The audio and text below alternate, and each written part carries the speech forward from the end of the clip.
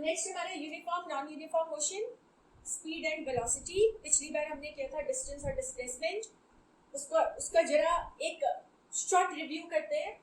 जब हमारे ऑब्जेक्ट ने अपनी पोजीशन को चेंज किया, वो ए से बी पर पहुंच गया, ए से बी पर पहुंच गया, इस रास्ते से गया, तो उसने डिस्टेंस मूव किया, let the distance move B D. Now what about displacement? क्योंकि वो ऑब्जेक्ट इधर चला गया, प्लेस चेंज हो गई, वो वापस अपनी जगह पर नहीं आया, तो इन दोनों के बीच में जो शॉर्टेस्ट स्ट्रेट लाइन पाथ है वो है डिस्प्लेसमेंट। डिस्प्लेसमेंट को एस से रिप्रेजेंट किया, डिस्टेंस को डी से रिप्रेजेंट किया। ठीक है, डिस्टेंस को डी से रिप्रेजेंट किया। अब एक छोटी सी चीज मैं और आपको बताना चाहूंगी कि मेरा ए से बी पर मुझे जाना है, ए से बी पर जाना है, और मैं क्या कर रही हूँ, मैं स्ट्रेट लाइन पाथ ही ले रही हूँ, मैं स्ट्रेट लाइन में जा रही हूँ, और ये स्ट्रेट लाइन पाथ जो है ना, इसकी लेंथ है 5 किलोमीटर। तो आप बोलोगे कि मैंने 5 किलोमीटर का डिस्टेंस मूव किया ए से बी में जाने में, किया या नहीं? 5 किलोमीटर का किया। अब मैं पूछती हूँ कि मैंने डिस्प्लेसमेंट कितना किया, मेरा डिस्प्लेसमेंट कितना हुआ? तो आप बोलोगे कि इनिशियल और फाइनल पोजीशन के बीच में जो स्ट्रेट लाइन डिस्टेंस है वही तो डिस्प्लेसमेंट होता है, और वो 5 किलोमीटर है। इसका मतलब मेरा डिस्प्लेसमेंट भी 5 किलोमीटर का हुआ। यानी कि पॉइंट टू बी नोटेड, जब पाथ कैसा है, जब जर्नी कैसी है, जर्नी कैसी थी यहाँ, जर्नी थी स्ट्रेट पाथ में। कैसी जर्नी थी? In a straight line. When the journey is in a straight line, did you notice that the distance and displacement were same? बराबर थे। This is a very very important point. Books में note कर लो, अपनी note डाल के, कि for a straight line motion, distance and displacement are same. Distance and displacement are same for a straight line motion. Okay? Is it very clear to you? अब चलो जरा इन distance और डिस्प्लेसमेंट के बारे में कुछ और बात करते हैं। मेरा ऑब्जेक्ट ए पर था और ए से मूव करना शुरू किया उसने, वो घूमकर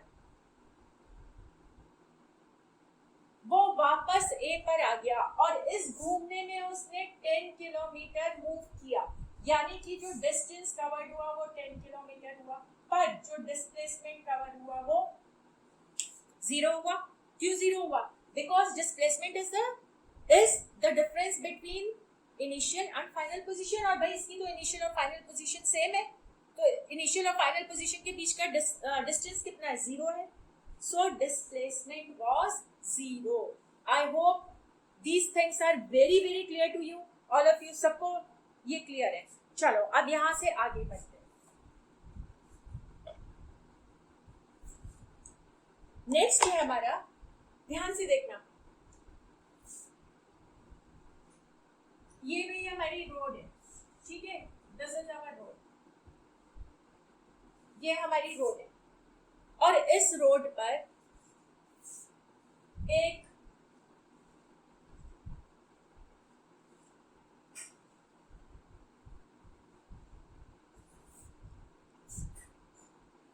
one man is moving in a car, suppose, yeah, on a cycle. Let us say one man is moving on a cycle, one boy is moving on a cycle.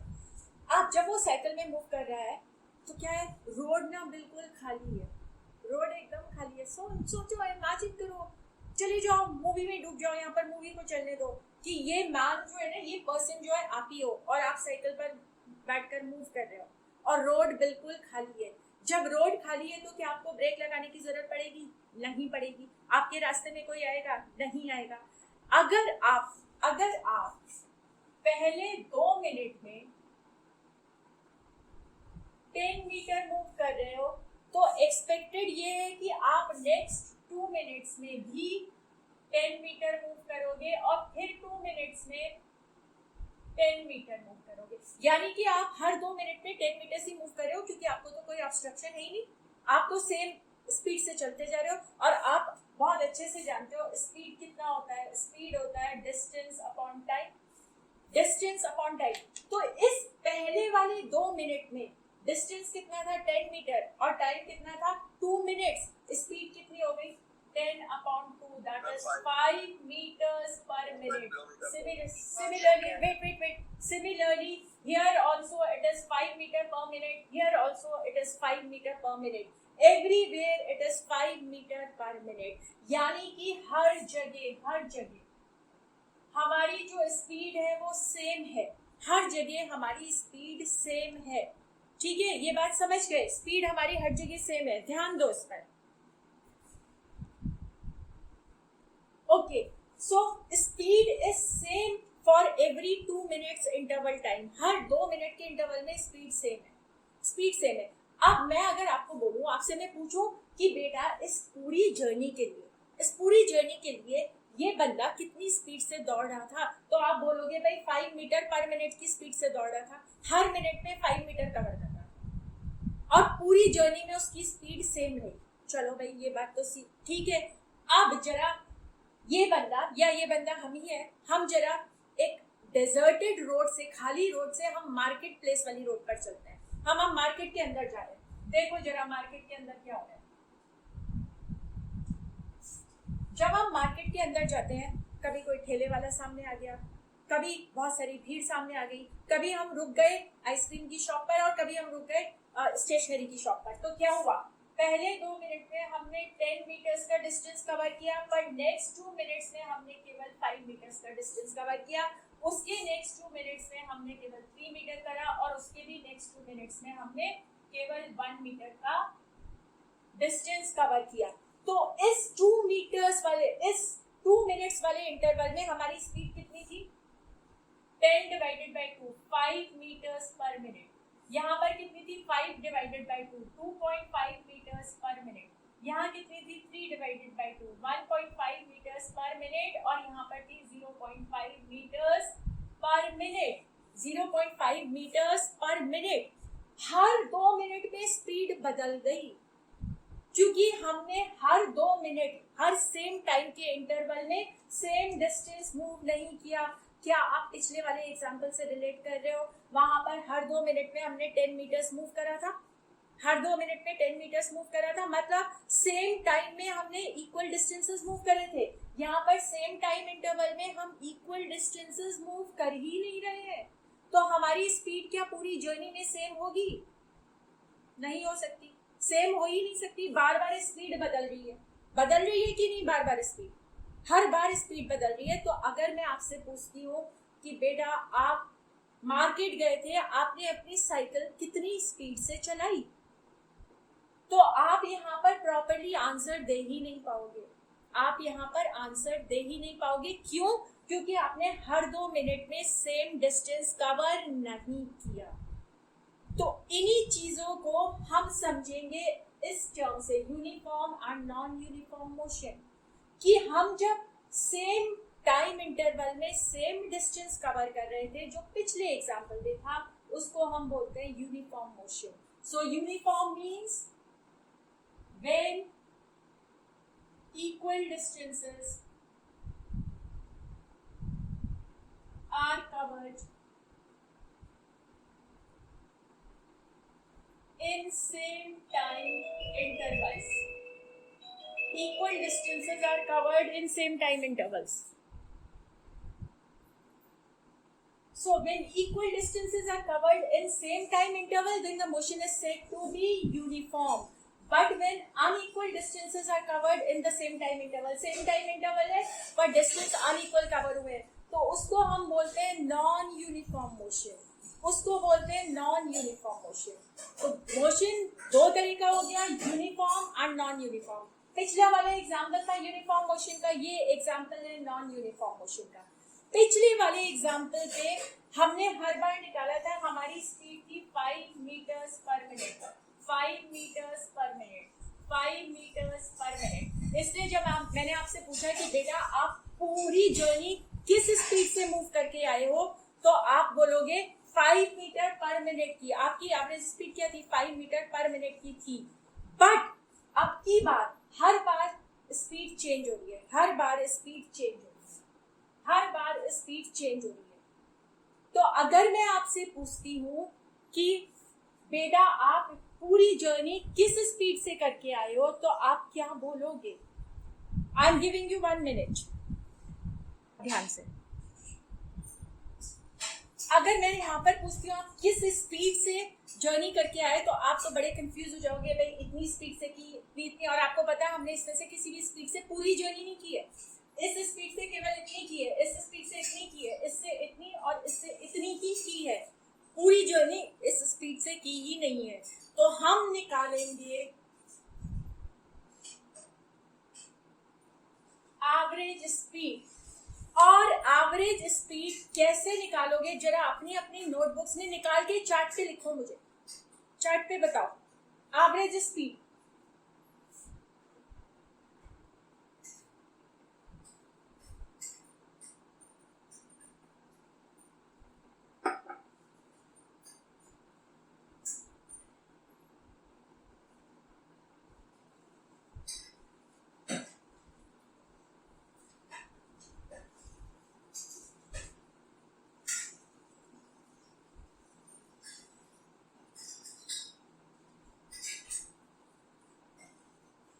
किसी का नहीं आया answer?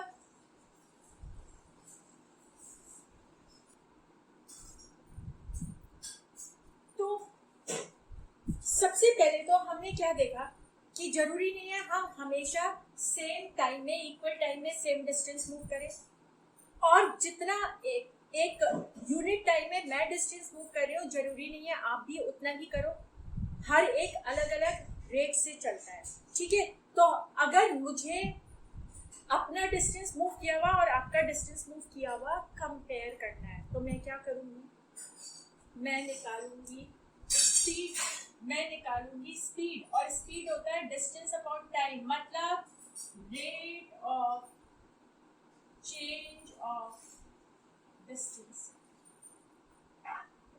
This is rate of change of distance is called speed. तो मैं speed निकाल के compare करूंगी उसको, ठीक है, स्पीड निकाल के कंपेयर करूंगी।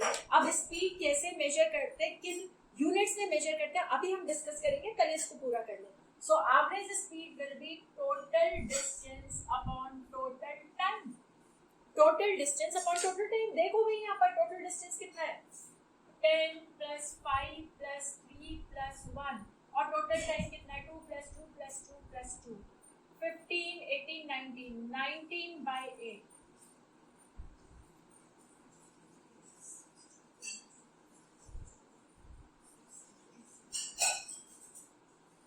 इतना मीटर में पर मिनट, इतना मीटर पर मिनट।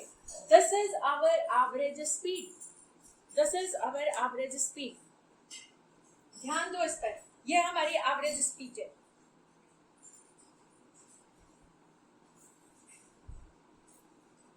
ठीक है, तो जब मैं आपसे पूछूंगी भाई आप किस स्पीड से आए हो अपनी जर्नी ट्रैवल करके, तो आप बोलोगे 2.675 मीटर्स पर मिनट की स्पीड से आया हूँ या आई हूँ। अब हम बात करते हैं अपनी यूनिट की, डिस्टेंस की यूनिट की। डिस्टेंस बाई स्पीड की यूनिट की, स्पीड है डिस्टेंस अपॉन टाइम। डिस्टेंस को हम मेजर करते हैं किलोमीटर में, तो टाइम को मेजर करते हैं आर में। तो एक हमारी स्पीड की यूनिट हो गई किलोमीटर पर आवर। दूसरा तरीका क्या है, डिस्टेंस को मेजर कर लो मीटर्स में, और आर को मेजर कर लो, वो टाइम को मेजर कर लो मिनट्स में या मीटर्स में, और इसको कर लो सेकंड में। और ये जो यूनिट होती है मीटर्स पर second, this is SI unit, SI standard international unit. याद रखो बच्चों, बेटा आप लोग सब याद रखो, लेंथ को हमेशा मीटर में मेजर करते हैं, मास को हमेशा केजी में मेजर करते हैं, टाइम को हमेशा सेकंड्स में मेजर करते हैं। ये हमारा इंटरनेशनल सिस्टम है। और आप इन चीज़ों को याद रखोगे, आपको कन्वर्जन्स अच्छे से आएंगे, आपके न्यूमेरिकल्स गलत नहीं हो सकते, कभी गलत नहीं हो सकते। हमेशा हमें लेंथ को मीटर में, टाइम को सेकंड में, मास को केजी में ही लेना है।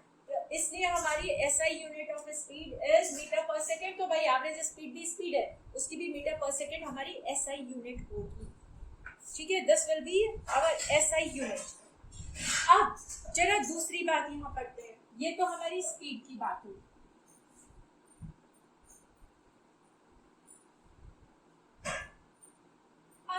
दूसरी चीज देखते हैं।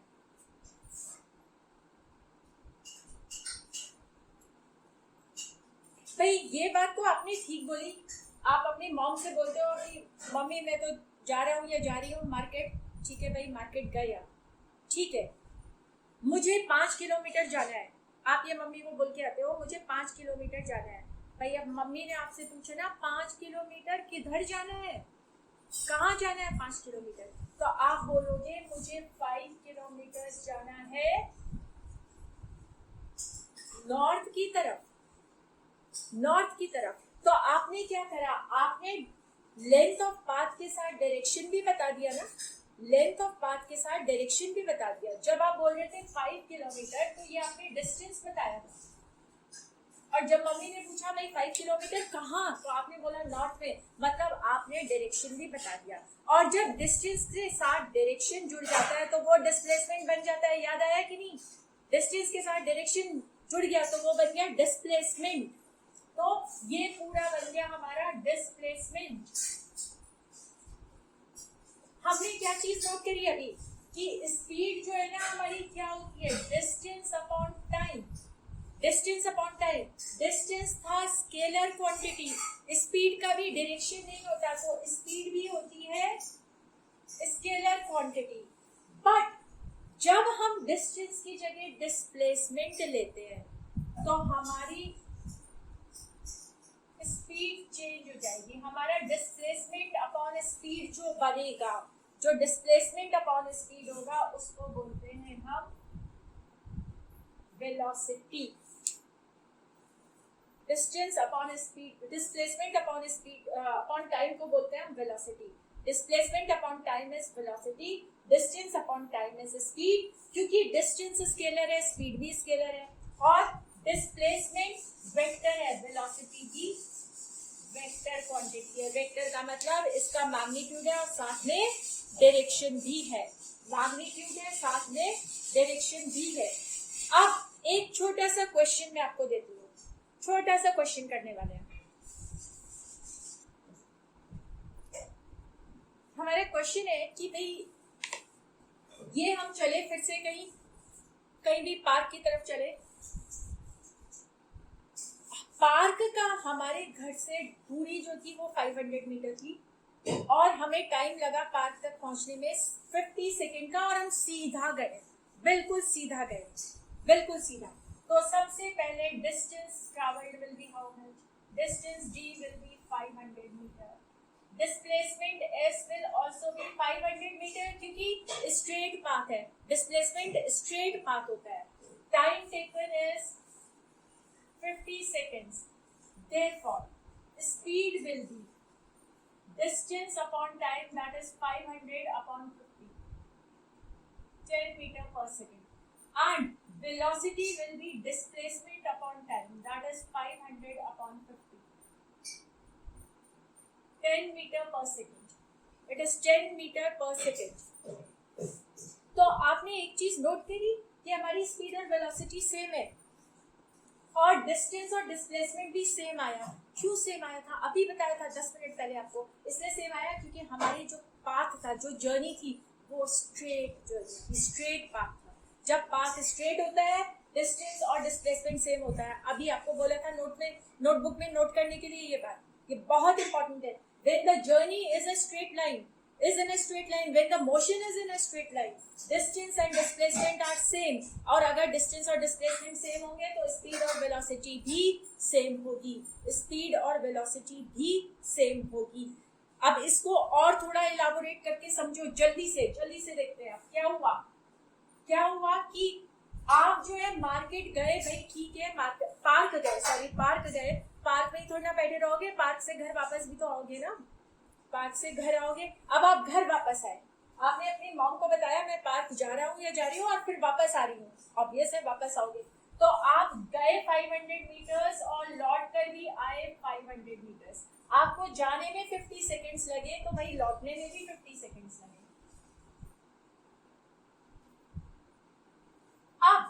अब मुझे बताओ कि total distance, total displacement, total time पूरी जर्नी का कितना होगा।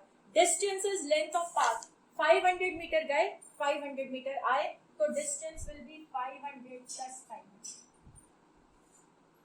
1000 metre. Displacement is a straight line path between initial and final position.